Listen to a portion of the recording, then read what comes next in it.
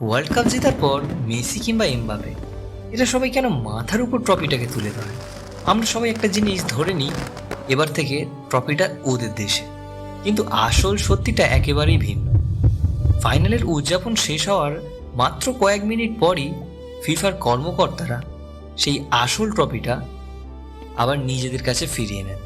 শুনতে অবাক লাগছে, আসলে বিশ্বকাপ জিতলেও কোনো দেশ আসল ট্রফির মালিক হয় না। কিন্তু কেন?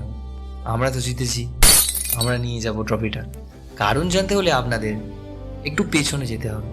তার আগে ট্রফিটা সম্পর্কে একটা জিনিস জানা দরকার।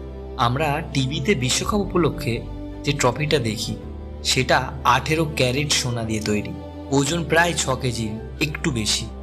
এর বাজার মূল্য প্রায় $20 মিলিয়ন, অর্থাৎ ভারতীয় টাকায় 170 কোটি টাকারও বেশি। কিন্তু এই ট্রফির আসল মূল্য সোনায় নয়, এটা ফুটবল ইতিহাসের সবচেয়ে বড় সম্মানের প্রতীক। বিশ্বের প্রায় প্রতিটি ফুটবলারের স্বপ্ন ফাইনাল শেষ হওয়ার পর চ্যাম্পিয়ন দলকে আসল ট্রফিটা দেওয়া হয়। তারা সেটি নিয়ে উদযাপন করে ছবি তোলে, পুরো পৃথিবীর সামনে সেই ঐতিহাসিক মুহূর্ত উপভোগ করে।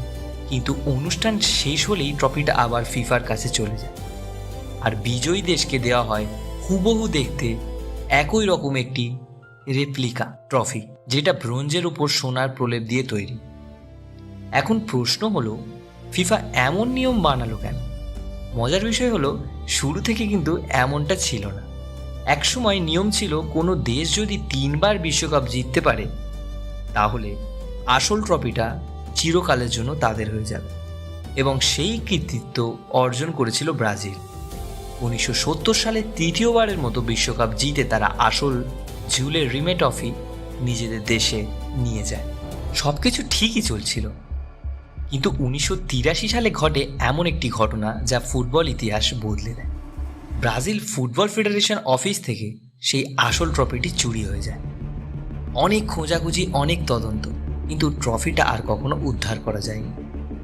আজও ধারণা করা হয় চোরেরা সেটাকে গলিয়ে সোনা হিসেবে বিক্রি করে দিয়েছিল। ভাবুন একবার, যে ট্রফির জন্য পুরো পৃথিবীর ফুটবলাররা লড়াই করে, সেই ট্রফিটাই হয়তো চিরতরে হারিয়ে গেছে। এই ঘটনার পরই ফিফা একটা সিদ্ধান্ত নিল, এরপর থেকে আসল বিশ্বকাপ ট্রফি আর কোনো দেশকে স্থায়ীভাবে দেওয়া হবে না। আজও ট্রফিটি সুইজারল্যান্ডের ফিফার নিরাপত্তায় সংরক্ষিত থাকে। বিশ্বকাপ জয়ের পর চ্যাম্পিয়নরা সেটি হাতে পান ঠিকই, কিন্তু শুধু কয়েক মিনিটের উদযাপনের জন্য। তারপর ট্রফিটা আবার ফিরে যায় ফিফার কাছে।